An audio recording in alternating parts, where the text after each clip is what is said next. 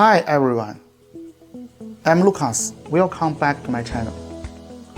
Almost all other forms in the world start with imitation when you are learning it, such as painting, sculpture, dance, etc.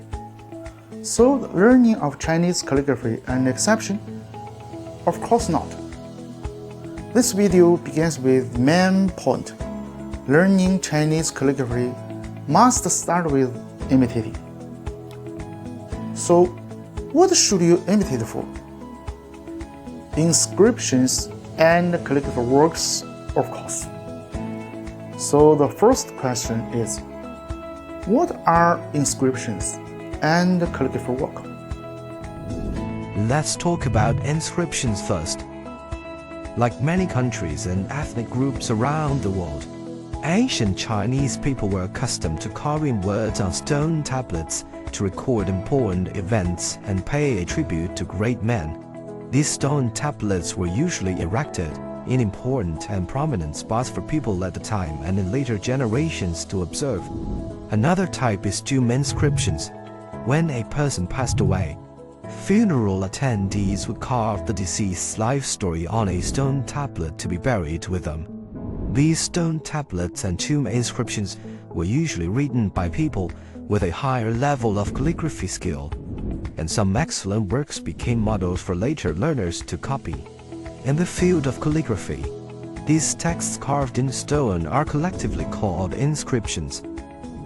Now let's talk about calligraphy works. Ancient Chinese people used to write on bamboo slips, paper, and silk for daily writing. And among them, there were many beautiful works.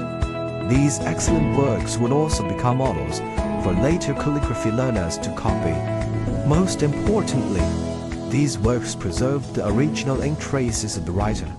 Such works are called calligraphy works, known as jet Here, in Chinese. the second question is, why do we have to copy these inscriptions and calligraphy works when learning calligraphy? In other words, why do we have to imitate the handwriting of these ancient people at every step? Can't we practice beautiful characters without them? The answer is clear. Copying these inscriptions and calligraphy works is the only way. The following 3 points can help you better understand this conclusion. 1. Survival of the fittest. Many things and fields in the world follow the 80-20th rule, and calligraphy is no exception. Throughout Chinese history, countless literati wrote Chinese characters and left their ink traces or inscriptions. They were undoubtedly skilled writers of Chinese characters. However, those with outstanding skills and calligraphy aesthetic talents were a minority. The works of these people who contributed to calligraphy aesthetics usually made a splash at the time and in later generations, and their works were imitated and collected. In contrast, ordinary people's handwriting was forgotten in the flow of history. Therefore, most of the inscriptions and calligraphy works we appreciate today have passed the test and selection of history and are mostly excellent models worth learning from. 2.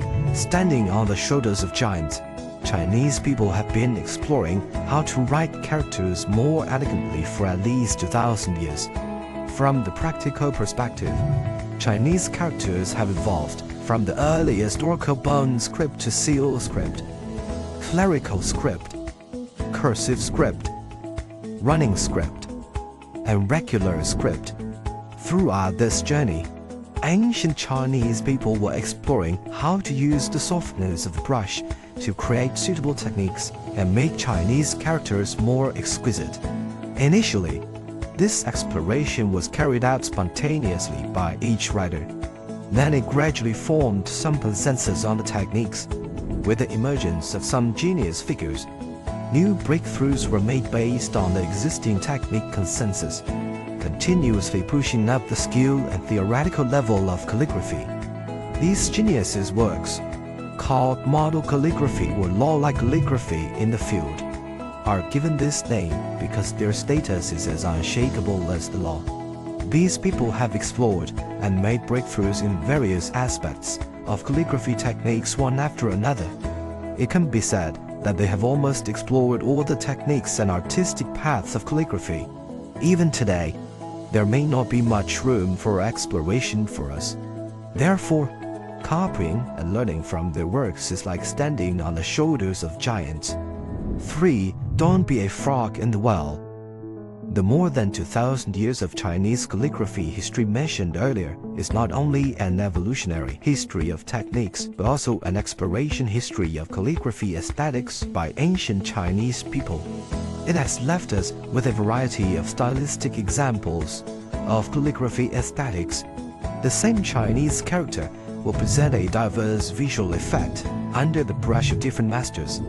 For those learning calligraphy, if they don't extensively observe and learn from these inscriptions and calligraphy works, they might never know that Chinese characters can be written in so many different ways. Those who only study from one single work are like frogs at the bottom of a well, let alone those who never copy at all. In conclusion, like many other art categories in the world, the techniques and aesthetics of calligraphy need to be cultivated. It is almost impossible to generate them spontaneously. Copying inscriptions and calligraphy works is the only way for us to enter the place of calligraphy art. I have only heard students who have not achieved their goals by diligently copying the models. But I have never heard of genius who has become skilled in calligraphy without copying.